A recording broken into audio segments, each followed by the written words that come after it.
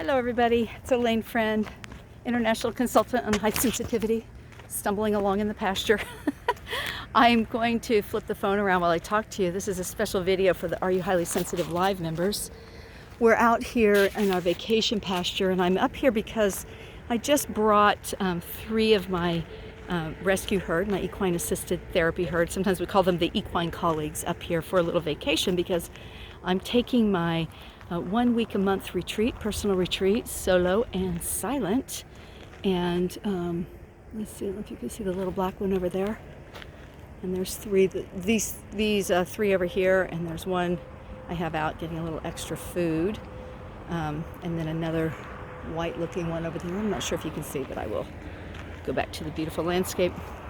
They're out here for a vacation while I'm on retreat.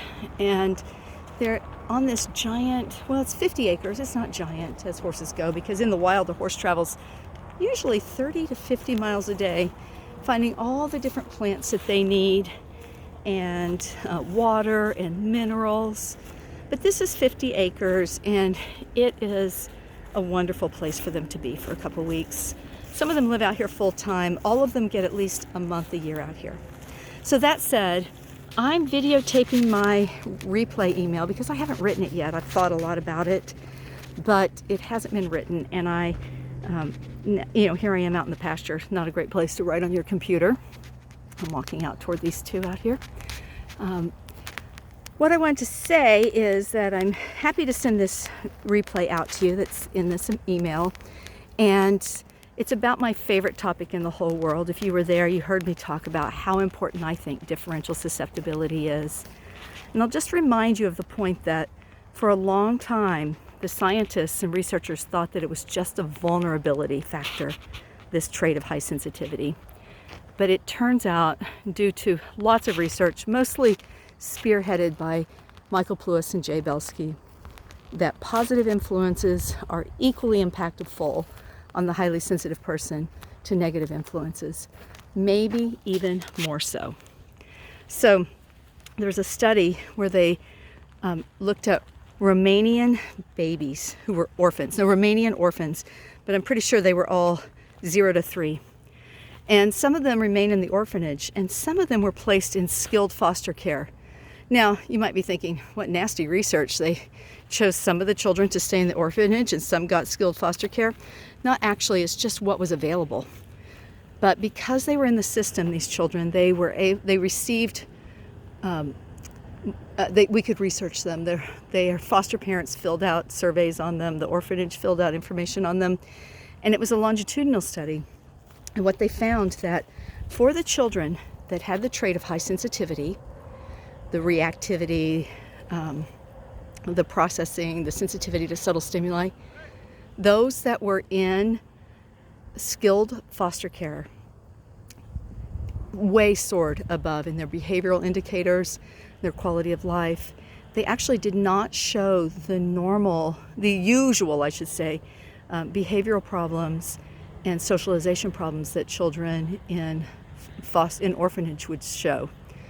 Just the highly sensitive ones. So there's yet another study proving or showing that sensitivity is a susceptibility factor, not just vulnerability. So although we are susceptible to negative influences, we are equally, if not more, susceptible to positive influences. Hey guys, thanks for coming over for the video. So on Monday, August 17th, we'll be digging into differential susceptibility for children. And some of you, as always in our parenting webinars, might end up talking about, there they go, might end up talking about your own childhood and the parenting that we experienced as highly sensitive people. And also, though, I want to say that we will really be talking to the parents about how can you use this differential susceptibility, the susceptibility factor, to help sensitive children thrive in a school environment. Because indeed you can. And bringing these 3, the 3 that are closest to the camera now, those are can you even see them? It's very far away. Let's see if I can zoom in a bit. They are newly out here, and they're finding their way and sort of developing. I brought them out here so they would be together. That's a great thing to do for children who are entering a new school, to use differential susceptibility or going back to school. Some of them are actually going to school, some of them are studying online, but to have a buddy. So one of the things that we often like to do is to schedule play dates, say the kindergarten, meet the kindergarten at the local park, invite all the families. They won't all come, but the few who come, those children will get to know each other. And then when they are at the school, they will be able to feel connected to someone. And that's a sign of resiliency. It would be also awesome if you could invite the teacher. I also love to have the teacher over for dinner and to go to the classroom with the teacher and spend some time with the child in the classroom with the teacher. And if it's going to be online learning, what if you had a one-on-one just discussion or singing, some song singing or cooking with the teacher on Zoom? The other thing I want to say about this, and we'll dig into this a little bit more in our webinar, it's very important, this concept. I'm going to give you some blue sky for a little bit because it's so soothing. It is absolutely okay for the children not to go to school this semester or this year. I know it won't work for everybody. Some of you are desperate for some childcare help, some entertainment for your kids. You can't do it all the time.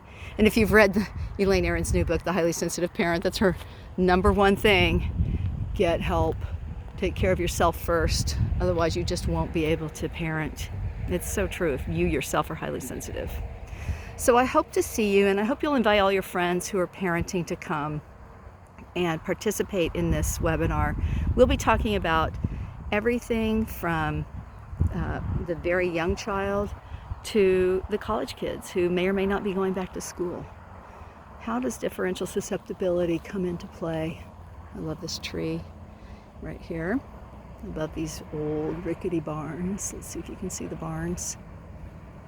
It's just such an old place, and there's lots of old things that I just absolutely love. Do you love old things, highly sensitive people? I love the story that they probably have in them, or that I imagine they have.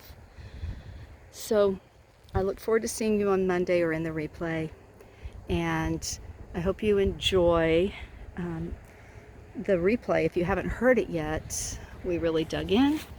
And most importantly, please put your questions in for Monday's webinar. I love, love, love your questions.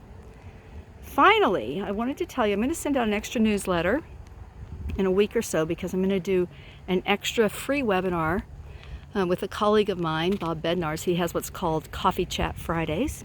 So it's going to be on Friday, August 28th at the regular time, 11 a.m. This one won't be available as a replay, just live. But if you can make it live on the 28th, I'm talking about family teams. I'm going to talk a little bit about the work I do in team building with business, but also we have all kind of morphed our families into new teams depending on who's home and who's not home.